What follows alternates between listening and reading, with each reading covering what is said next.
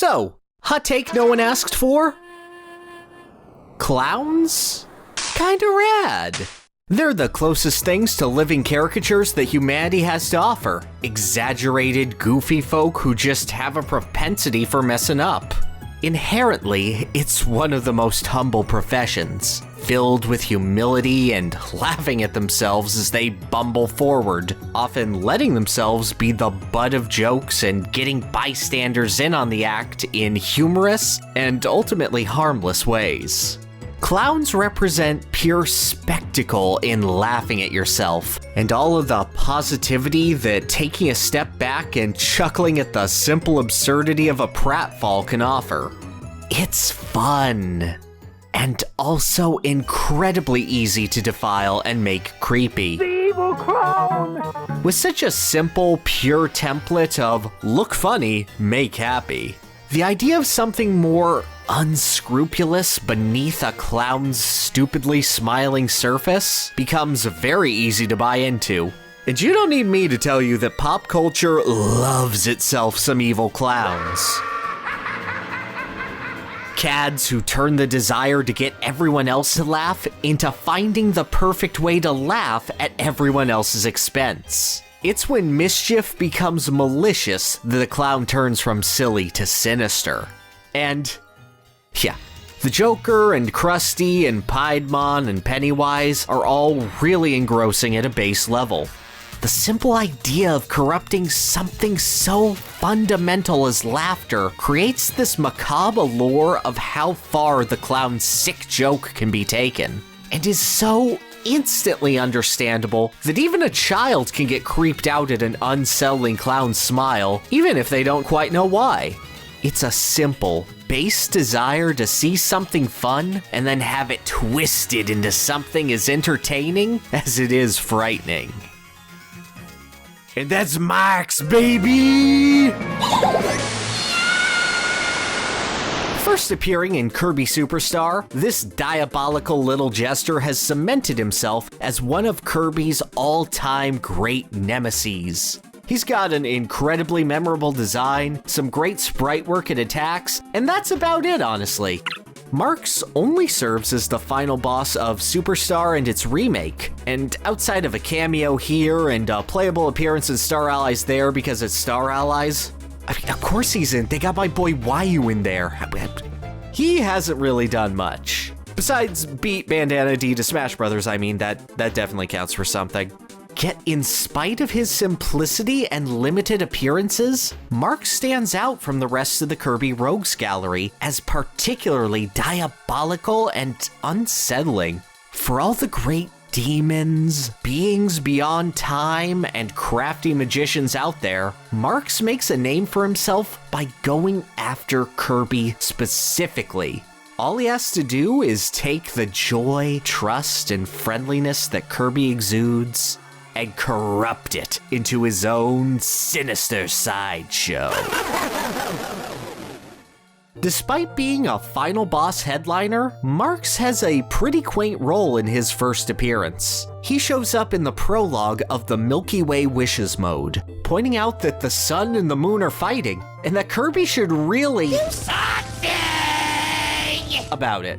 Telling Kirby of the dream fountains across the galaxy and the great wish-granting comet Nova, Marx sees Kirby off on the final adventure of Superstar, and then just kinda lets the little guy do his thing. Kirby goes around collecting deluxe copy abilities to give himself permanent power-ups, and Marx just chills and lets him do it, seemingly just in the game so that they could represent a Dreamlander without having to redraw a sprite for Rick or something. But when Kirby finally gathers the energy of all the dream fountains and summons Nova at the edge of the galaxy, Marx makes his move. He knocks Kirby out of the way, steals a wish to gain power over Popstar, transforms into an all-powerful... This reveals that he caused the sun and the moon to fight and leaves Kirby for dead in the vacuum of space. And he would have gotten away with it too, if all those dream fountains didn't revive Kirby and give him the Star Chariot to strike Nova down with.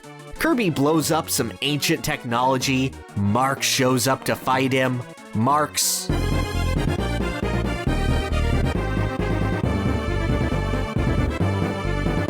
And then Kirby takes a nap. Roll credits. That's basically it. Marx shows up, backstabs Kirby immediately after his introduction, and dies. It's barely more than bosses like Nightmare Wizard and Darkmind get. Just something for Kirby to beat up at the end when Dedede's feeling particularly unmotivated. So why does this little imp get to stand out so much? Well, because Marx is designed to be a betrayal of Kirby specifically, and no one will forgive him for that. You don't need me to tell you that Marx and Kirby look kinda similar at a base level, to the point where you could be forgiven for believing that they're the same species. Marx likes food, likes to have fun, and rolls around on a cute little ball. By all accounts, he should be a sweet baby, just like Dreamland's hero. And when he's not, the fact that he's in a universe where Kirby also exists just feels wrong. Like a betrayal of not just Kirby's aesthetic, but of the mood of the Kirby series as a whole. Kirby characters don't really backstab each other. Sure, King Dedede doesn't tell Kirby about why he broke apart the Star Rod here, or neglects to mention the god of the underworld he had locked in his basement there, but no one really takes advantage of Kirby to do anything diabolical. Mostly they just work around him and hope he doesn't mess their plans up. Even future traders like Magalore would at least try to do things on their own before turning to Kirby, and even old Mags was overwhelmed by the power of the Master Crown, losing his sense of self in the process. Marx, though, he's introduced as Kirby's friend. He knows what Kirby can do. He uses Kirby to get the ultimate power he craves. And his endgame in all this? Just to make all the mischief he wants. Marx desires power simply for the sake of it. And he is having the absolute time of his life when all that strength is finally his. Marx laughs his head off when fighting Kirby, teleporting all over the place, shooting lasers out from his best PogChamp face, messing with someone he finally presumes is an inferior. Marx isn't some infinitely powerful being who Kirby just naturally stands in the way of. He chooses this fight with Kirby. He's a brat who wants to get the last laugh on the so-called hero of Popstar. He's a Kirby drunk off of power, basking in the horror of all he can do and abusing it to hurt others. He is a corruption of the infinite potential of Kirby, right down to his hat. A perfect reflection of Mirror Kirby's design and color scheme.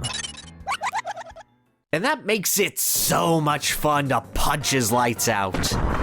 Despite the galactic stakes of the fight, beating up Marx is an oddly humble experience. Sure, he's got an arena mimicking the Nightmare Wizard's rapidly zooming star field and one of the flashiest attacks in the series with his black hole that sends you to the pain dimension.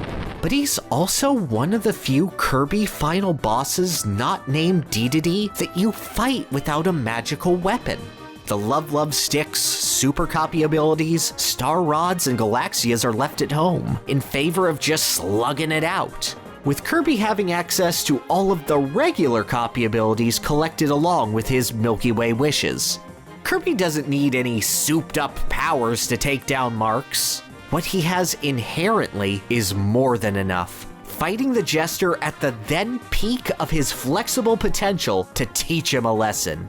And when he goes down, when all of his tricks and traps are avoided and thrown right back into his face, it feels good. It feels right. And then, just because Marx is a petty little brat, he comes right back. Kirby Superstar Ultra introduces the true arena, refights against super forms of some of Superstar's most iconic bosses and Wham Bam Jewel. At the end of that long road, taking down Dedede at his most desperate and the greatest warrior in the galaxy in Galactonite it's revealed that Marks, or at least his spirit, survived the and defeated, weakened, mostly dead, Marks does what no other Kirby villain in their right mind would do.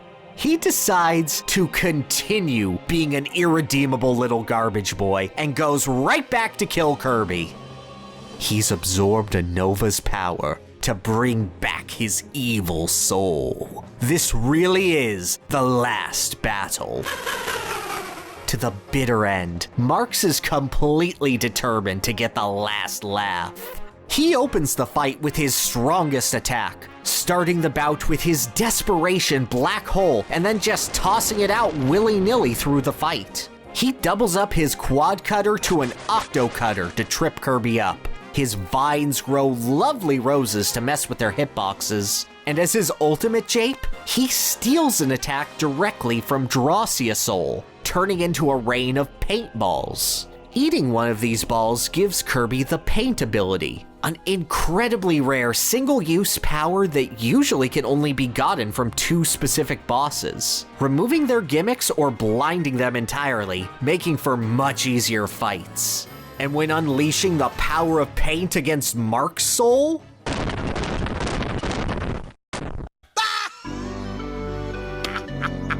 good job wasting your power, idiot. Hope you don't die and have to fight all the way through the true arena again.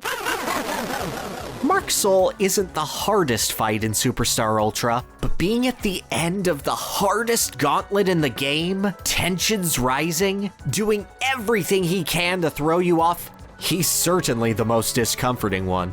And you know there's nothing Marks would love to do more than knock Kirby all the way back to square one again, making that horrible, blood-curdling scream you get at the end all the more satisfying to hear.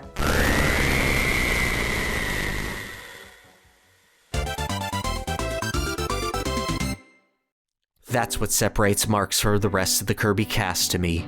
No matter how many villains are overwhelmed by artifacts of infinite power, no matter how many tap into dark secrets to heal their heartbreak, no matter how many see the error of their ways and seek redemption, Marks is always going to be the exception to that rule.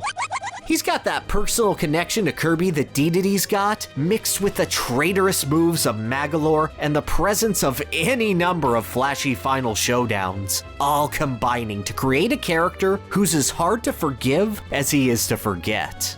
And later appearances lean in hard to his duplicitous nature. Getting 120 energy spheres in Kirby's Return to Dreamland reveals that somebody with knowledge of the Clockwork Stars and a grudge against the Pink Puffball told Magolor of Kirby, Marks being the obvious candidate. It's a vague theory, but hey, traitors beget traitors. Star Allies, the game itself, seems shocked that a final boss like Marks would help out Kirby. Pause screens assuring that, oh well, maybe he's evil, but he's fine as long as he's well fed.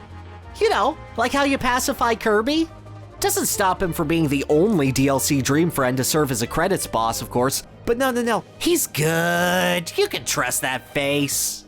Super Smash Bros. Ultimate dials his creepiness up to 11. His soulless eyes as he rolls into battle, feeling unnerving even when Sephiroth's in the scene. New attacks are added to the Jester's act, inflating his eyes just like a balloon to gargantuan size and unleashing a barrage of lasers, spreading his veins out like a plant's roots to entangle and burn foes, melting his own eyeballs into shadow before having them chase a player around. No matter who you are or how you fight him, there's always the feeling that something ain't right with this boy. To the point where Marks actually had to be toned down from his original concept as to not up Ultimate's age rating on his own. In a series like Smash, encapsulating every franchise it can get its workaholic little hands on, representing every tone and feeling it can possibly manage, it's Marks that gets the title of the creepy one. And really, who else was going to challenge him? He's the antithesis of Kirby after all, the goodest of gumballs that many were introduced to and fell in love with through Smash. What better way to make a statement than to take that feeling and laugh right in its face?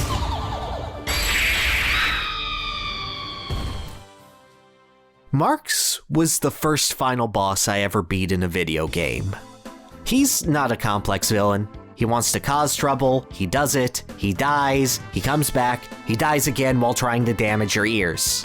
But it's how devoted he is to his simple concept and how it stands in opposition to Kirby at a fundamental level that turns him from a final boss with a neat design into a memorable baddie. Kirby's an all-powerful friend who wants to make you smile.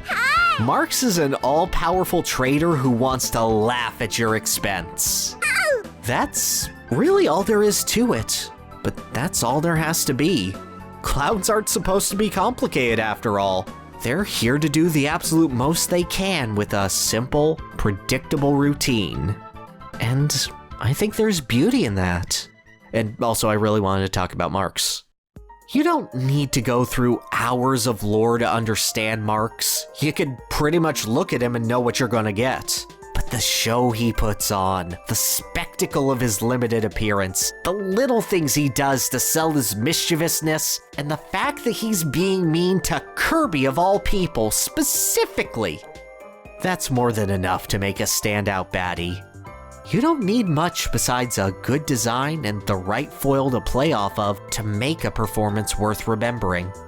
Take a step back, figure out the core of the character you want to twist, and put on your clown shoes.